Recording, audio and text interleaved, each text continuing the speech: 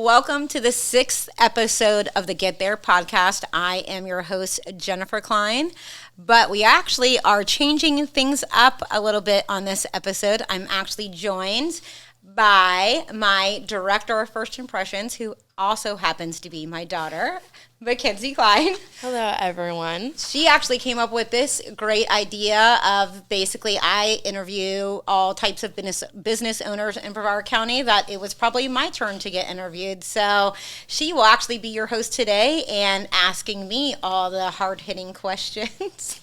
So I'm gonna pass it over to you, Kenzie. Okay, thank you for having me. So I am here with Jennifer Kline, aka my mom. And this is your turn in the hot seat today. How are you feeling? I feel it's I'm sweating. So you have 5 ducks, 4 dogs, 2 cats. Why do you have so many animals? And why do you feel the need to go big or go home so much? I feel like I always joke that I have Napoleon syndrome. I'm a little person with a big personality, and I do definitely like to go big or go home. And it's not just one thing. If I have 1 dog, I need 4 dogs. If I have 1 duck, I need 5 ducks. I feel like that just sums up my personality and how I go through life. I just give everything my all. I go hard, whether it be for my family, for my husband, for my animals, for my career. So it sums me up. I like chaos. I thrive in chaos. I always say it's organized chaos, and when things go too smoothly, like it's time to... You always have to mess it up. Yeah, I got to just shake things up and make things happen. Yep. That I probably hear that daily. Yeah. When life gets boring, you got to fuck shit up. Yeah. I agree. Okay. I don't know, because you want to go into... Why don't you tell me a little bit about yourself? Okay. Because it needs to flow, too, so don't overthink it. Okay. We're not stopping at every question. So why don't you tell me a little bit more about yourself? Okay, well, I am a lifelong Brevard resident. I was actually born and raised here. I have been married to my amazing husband who puts up with all of my chaos and dogs and ducks and work.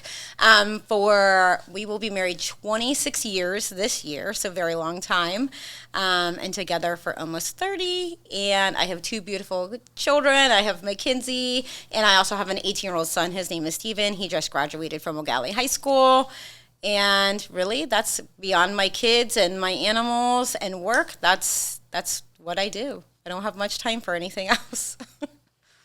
Yeah, but you make time for some things. Like what? Going just events, showing up for her people that are her friends. Absolutely. And everything. She'll always go and cut out time for that. She's very good with that. I go hard if you're in my life, I'm going hard for you. Yeah, you're definitely a ride or die. I am, for sure. Okay, perfect. Well, what made you choose the mortgage industry in the first place? Was it love at first loan, or were you kind of fighting not wanting to do it? I always say I didn't choose the loan life. The loan life chose me. It just seemed I had zero desire ever to be in the mortgage business, and somehow every turn I took, what job opportunities kind of came my way just ended up being in the mortgage industry to a certain point. I mean, even from when I was going to college full time, when I was home with you and going to college, it was like a big refinance boom. So that was like my first intro to mortgages. I was actually doing like mobile notary work. So people were refinancing like crazy. So I was going out and having them sign their loan documents. So learned a little bit there. I actually did like high volume recruitment at a bank. And then Chase ended up opening this huge loss mitigation center here. I was actually doing HR at the time. And they were hiring like 400 people, and we're like talking like great paying jobs. Like it was like $90,000 like jobs for people with really didn't need much requirements at all. So that's how I got my start, was working at Chase and doing loss mitigation. So I was actually taking people's homes instead of helping them purchase homes. So it's much better on this side, I will say. But we were helping people then too that were underwater and all of that good stuff on their homes. So I try to think of a little bit of positive spin on it. But So yeah, it chose me. Every corner I went around, it was a position in the mortgage business, and then by that time, it's just all I know, and it's what I'm great at. So Yeah, because how long have you been a loan originator now for? About 7? 2000, end of 2017 is when I got licensed. I did loss mitigation first, and then really once loss mitigation was kind of dying down because people started having equity in their homes. They weren't getting behind on their payments anymore, had been modified, whatever the situation. The economy was just improving enough where I was like, what am I going to do with myself now? Like, mortgages is all I know, and it's what I've been doing for so many years. And I used to think like, oh, I don't want to do anything with sales and loan originations. Even though you're doing loans, it's sales. You're selling yourself to real estate agents to get referrals from their business, and then you're selling yourself to the client so they choose you when they're shopping around online lenders, other local lenders. So it's almost like double sales. And I was like, oh, I don't want to do anything with sales. I hate sales. And then one day I was thinking, I'm like, I used to call people out of the blue and convince them to sign their house over to me. Like, if I can sell that, I can sell anything.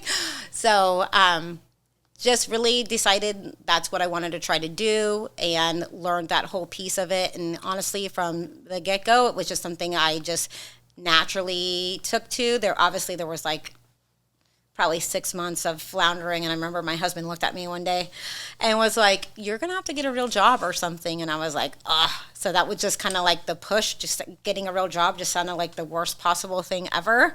And that was just my push to just go hard. And I just really gave it my all and just made sure I hustled every single day, because it's definitely a business where you get out what you put in. If you're not putting in the work, putting in the hours, you are not going to get the output back. So I just really buckled down, and in my first year I got Rookie of the Year, and then it's just been crazy ever since.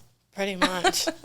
I feel like you've been pretty steadily busy and just exceeding every goal that you've had since you've had it. Thank you. It's been awesome just watching and looking. So sweet. I know there's a saying right now that's like, oh, at the top, we don't compete, we collaborate, which is great. You want to collaborate, but I'm actually a person who loves competition. I was a cheerleader, did competitive cheer. I used to do competitive horse riding, like their gymnastics. I'm just a kind of like an athlete by nature. And to me, I actually think competition makes you better. It helps you thrive to be better.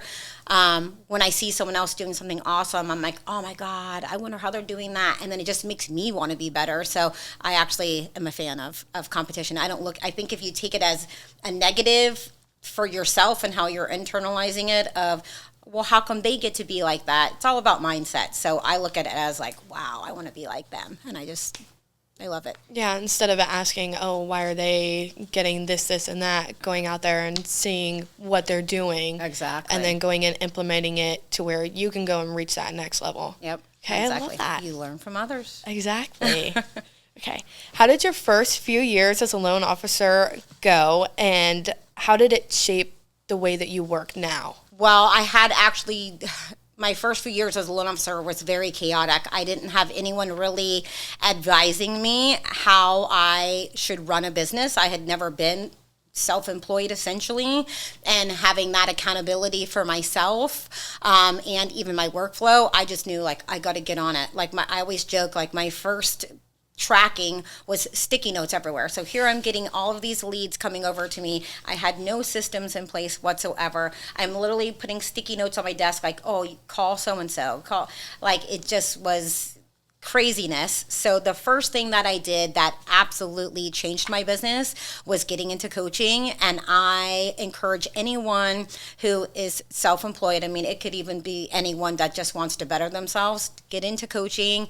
It's an investment in yourself, but it will change your life. You don't know what you don't know. And that's it, is I had no clue how to even keep track of clients. Did they go under contract? How do I know when it's time to touch base with this client? So just getting those tools, knowing what other professionals were doing, and just kind of getting organized and setting up processes. I wanted to make sure that the clients had the same experience every single time they came in. So really honing down on, each step of the process and what we can do so we can ensure the client is taken care of, that they're having the best possible possible experience that they can, and that we're not dropping any balls and the process is going and we're not, closing day and things are happening. So it's twofold of the client process plus the office process too. Yeah. Okay. Perfect. Life-changing. Yeah. So get into coaching. Is good advice. No, I need to not say that. You're going to get into coaching. I might actually. What does your personal brand mean to you, and how intentional have you been about building it? This is a really good question as far as branding. I mean, twofold as an individual, because obviously I work for a company. They have their logos and their branding, because I do think marketing and branding is two different things.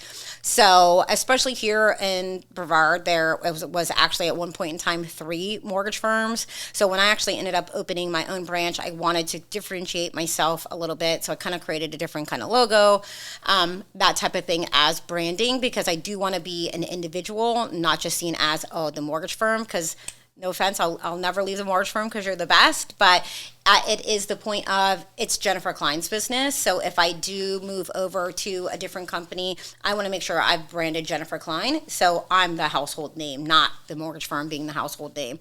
I will give kudos though to people who started the mortgage firm here in Brevard County. They were such stellar loan officers that they gave the mortgage firm such a great name here in the county, where when I first started, it was an easy sell. Like it would be like, the mortgage firm, I love that company. They always do great. So just knowing that it already had a great reputation here in Brevard, it really took my business to the next level. I was kind of floundering with like 2 other companies before I made my way to the mortgage firm, and just having that solid name behind me just really is what let me go out and sell, because it was such an easy sell for the reputation that it already had.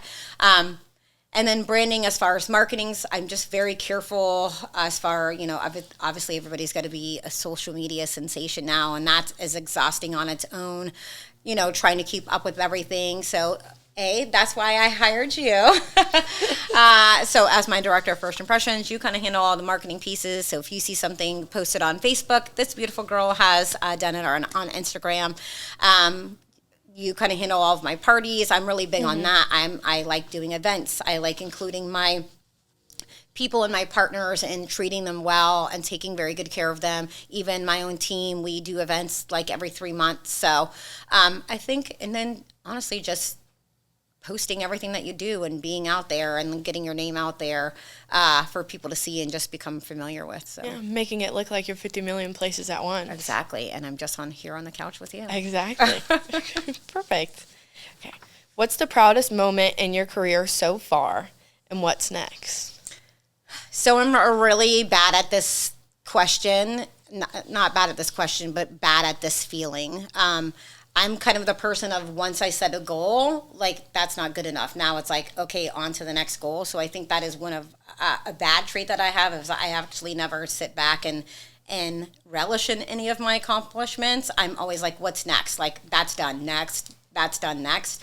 It's actually been something that I've been trying to stop and actually show, look back and actually say, wow, like I did that. I can't believe I did that. So And I don't mean to cut you off, but that's also why she went and implemented a thing in our office where, to go and celebrate the small wins, we go and ring a bell every time, just to where, it's acknowledged, and, you can take a couple of seconds and sit in it and feel good about the accomplishment that just happened. Yeah. And we need to start doing that more. We kind of stopped doing that. I know. But we need to get back on. We'll bring the bell back. Bring the bell back out. Yeah. But the reason why I did that was just because it's a constant grind, and we do the same thing over and over and over again. So it's like, this month we close this many. Okay, on to the next month. Like, okay, 7 contracts in this week, on to the next. Or even the client where, if something good happens or someone accomplishes something quickly, like taking that time out, ringing the bell, giving high fives, and it's super important. So something that, just needs to be implemented more. Taking the time out to be proud of yourself and your accomplishments. Yeah, okay. Have you ever had a "this deal is cursed" moment? And how did you save it? Well, as the girl who saves every deal, that's literally how I market myself, that if you have a deal going south, send it to me and I will fix it for you. I think my team wishes I would not, because we're always on fire, because we are always trying to save the day. So I think that's mainly what we try to do is, everybody's going to make mistakes. We're trying to be super thorough on the front end, and it might take 3 days for a pre-approval to come out, but that's because if I'm not 100% certain that something's going to close, a letter does not go out with my name. This is a business where you're only as good as your last closing. People don't remember the 1,700 deals you've already closed. They remember the one that you can't. Mm-hmm. And I preach that in my office all the time. I would rather ask 3 times and make sure that we have that answer 100%, then be like, oh no, I'm not going to worry about that. We'll worry about it later, and then have it blow up in our face. So we're super thorough on the front end, and I just feel like that's just the best way to run your business. And so no fires with mine, but I'll help you with your fire.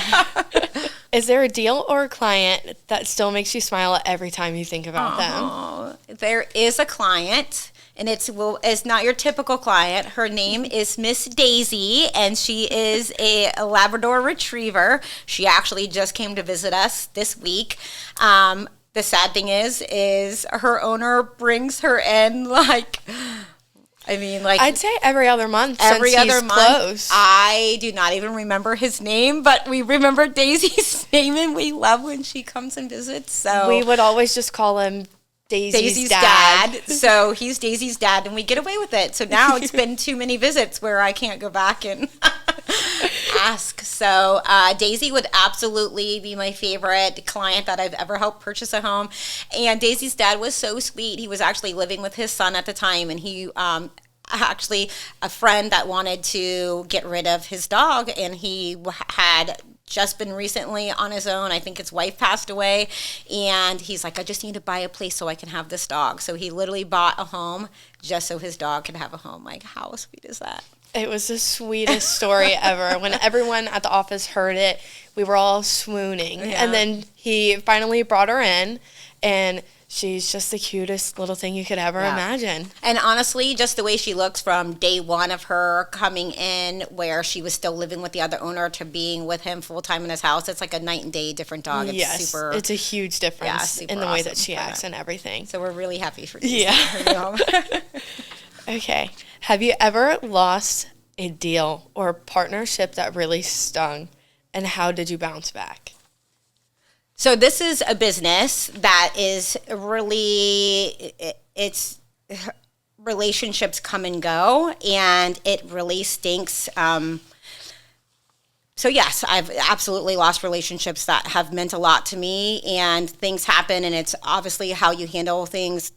I've learned a lot even going through relationships with people, because we're essentially in a relationship with real estate agents. They're your partner, you're building a friendship, you're a working relationship with each other, and you're really learning how to work together. It's almost like a marriage. Like, that's how I feel about it, and things can happen. And I usually try to, take the time, like, hey, how are you feeling? How's the process going? Like, is there anything me and my team can do different? Like, I really do want to know what experience you're having on that end, because we don't always know. We think we have our processes down pat. I'm like so good, but we're not hearing everything. Like, if you're having an experience with us, whether it be the client, whether it be a real estate partner, like, and something's lacking, or like this transaction was bumpy, obviously some are going to be bumpy, and we try to handle everything as it comes.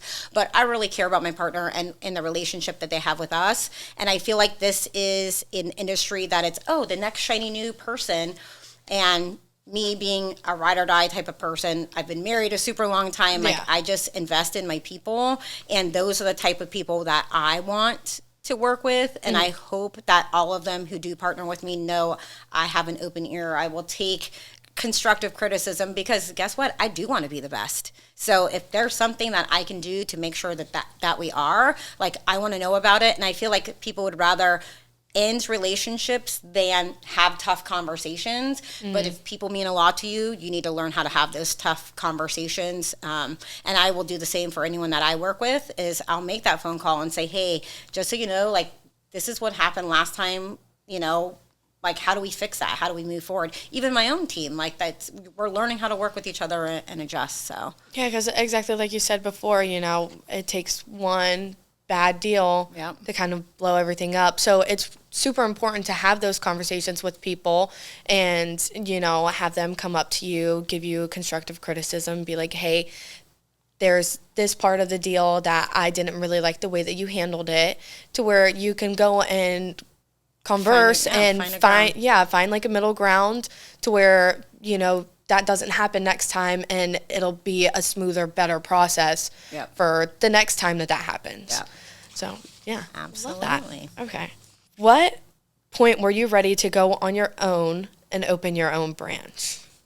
Okay, I like this question. And everything was, the timing was perfect. And really after in the middle of 2021, which was like the craziness of COVID, the housing market went crazy. Everybody was staying indoors, and the amount of work coming in was absolutely insane.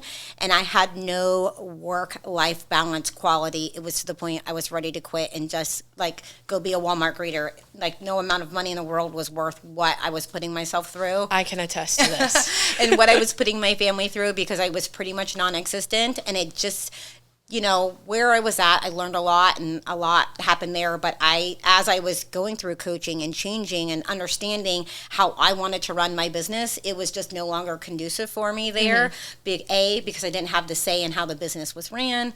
And it just didn't follow what my workflow was. So, really, that was the number one thing of needing to go on my own, was just seeing where the errors were and where the processes really needed to change. And I knew I could do it so much better and give myself that work-life balance. So it was a selfish, like I needed to do it for myself, because I had this huge business and I didn't have the team that I needed to run this huge business and run it the way that I wanted to effectively.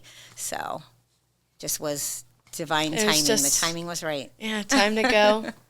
Yep. Like a little baby bird. You got your wings and you were ready to fly the nest. I like that. Yeah. What's the hardest part of running your own business? The hardest part of running your own business is, for me, was just the trust that someone else could do it too.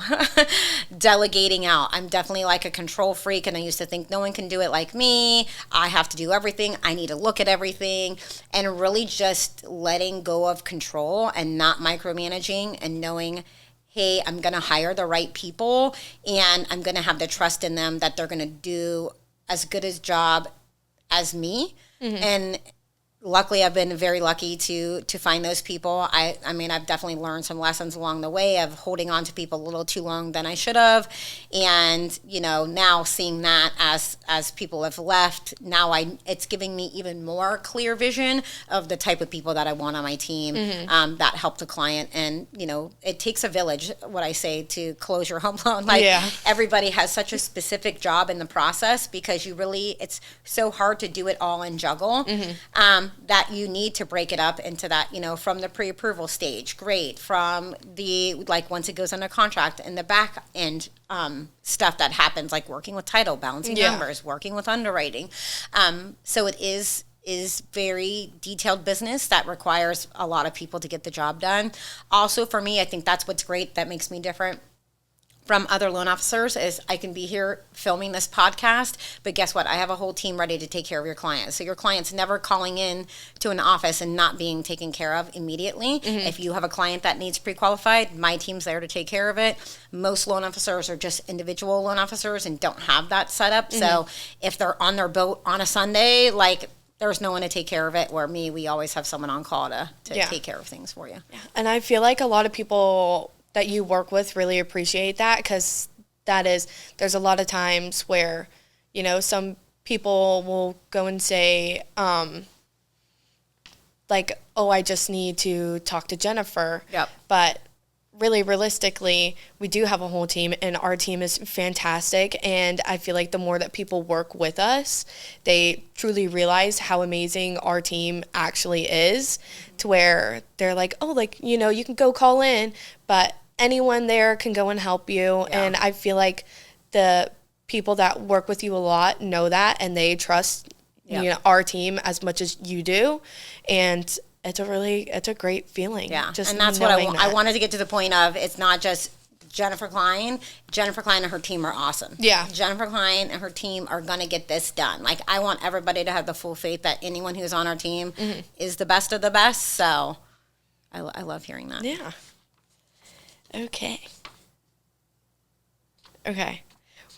What was it like juggling, late night fires, late night closings that were happening, and, emails, being so work focused, but then also being a mom at the same time?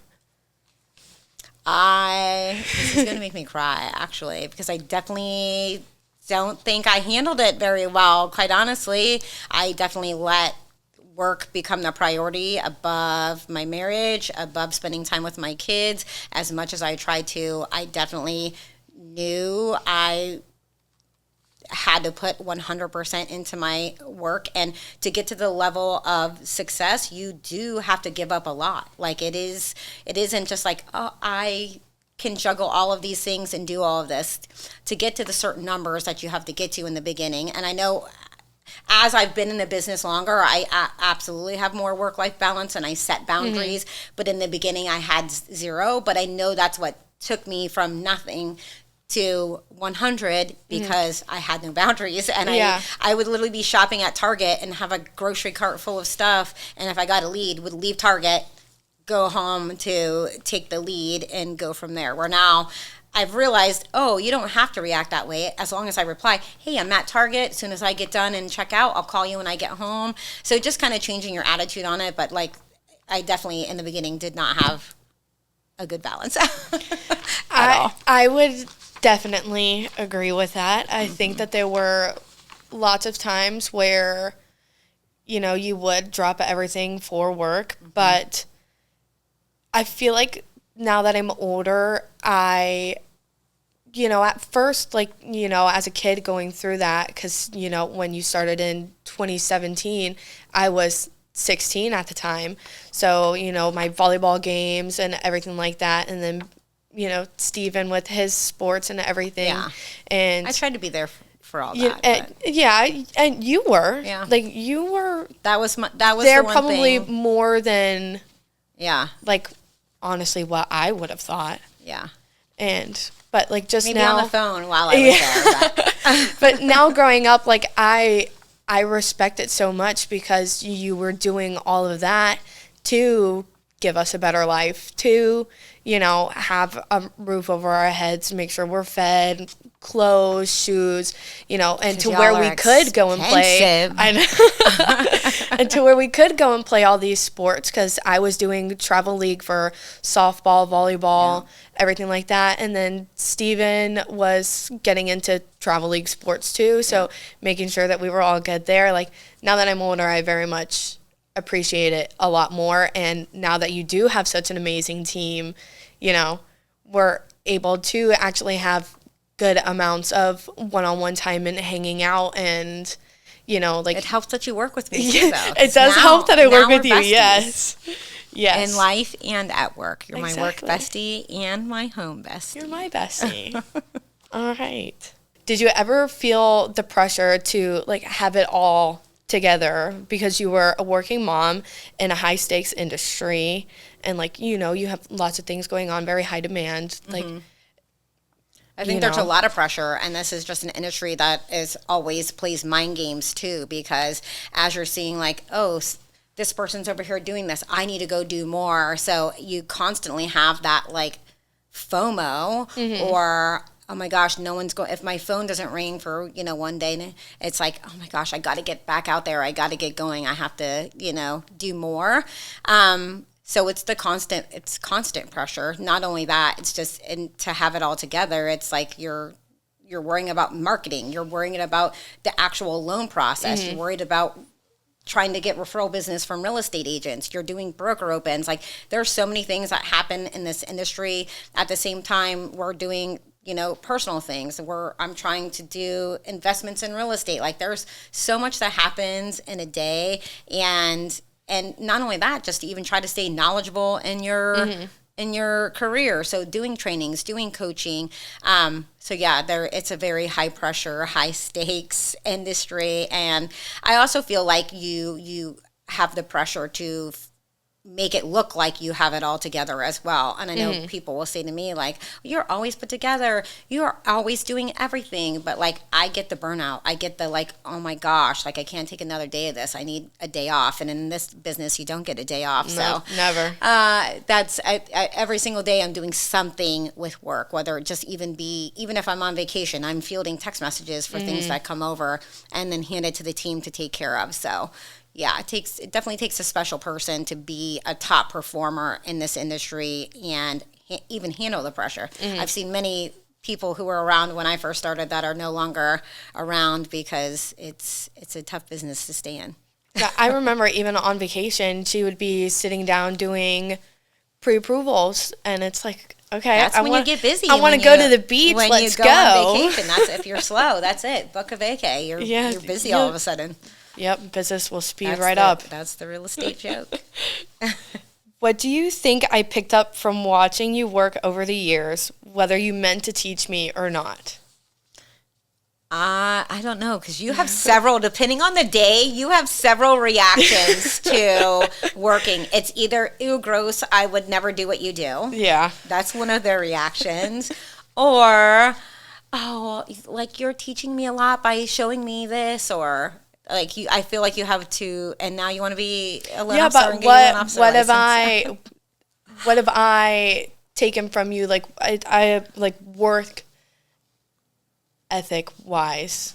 Well, I guess. I mean, you are a show up every single day kind of person, so you're always reliable, which that's one thing that I know is even if I'm not feeling good, I'm going out and doing it anyway. If I've made a commitment, I keep my commitments. I'm super big on that. And I feel like that's like you never call out. I usually have to like force you to like take your time off before you lose it. So that's the one thing of like, you show up every single day and you're ready to do whatever I ask of you, you do. So it's you do a great job. So I guess if anything, that's what I've taught you. Yeah. Show up. I feel like I do pretty good with that. Yeah. Me too. Okay.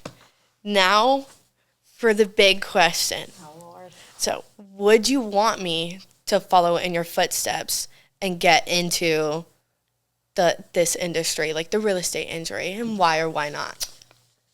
I want you to do whatever it is that you want to do. And I don't feel like you need to have the pressure to have it all figured out. I think that's something we do to young people that is absolutely terrible is, while they're in high school, you got to pick a career, you got to go to college, you got to know and have everything figured out for your whole life. And I feel like that's the biggest sham that we have sold ourselves on and our kids on, because I have lived 5 lifetimes. I went to school to be a teacher and got my master's degree in public administration to be a principal. I do nothing of even remotely of the sort. So you don't have to have life figured out. I feel like as you go, life, as it did me, just takes you in the direction that you're supposed to go. And I feel like you shouldn't ignore opportunities that come. If it feels right, I always say just trust your gut. You be knowing things, and don't be afraid to take risks. Like, scary things are scary for a reason. It's taking you out of your comfort zone, and don't be afraid to, like I said earlier, cause chaos and fuck shit up. Like, just do it and do the things. So I that's what I want to tell you. I want you to be happy in what you're doing, and if it doesn't make you happy, I'm not saying I'm not happy every single day, but I get to go to work every single day. I get to help people achieve a dream that we all have. Like, it's the American dream to own your own home, to have your family, provide safety and security. And I feel like that's why first-time home buyers are kind of just like my niche. I used a down payment assistance to buy my first home when I was 24, and real estate has absolutely changed my life. It's provided wealth I would have never had if I didn't take the leap of faith and do things that are scary. I remember being at the closing table, 24 years old. I had a 2-year-old, and like absolutely feeling like I was going to get sick while I was signing loan documents. Get this, for $78,000. It was making me sick. Up. That's what I spent on my first home, was $78,000. Oh, I wish. I know. If we could only go back. But that's just, don't be scared and move forward and just do life. That'd be the best advice. I like that. Yeah. Okay. All right. Is that the last question? That was I'm out of the hot seat. That was the last question. You are free from the hot seat now. I love it. Well, thank you for joining us on this special episode of the Get There podcast. Thank you, Kenzie, for getting out of your comfort zone today and doing something scary. Definitely very out of my comfort zone. Absolutely terrified, and you did an excellent job. So thank you for allowing me to put you in the hot seat today and joining us. So I had fun. Until next time.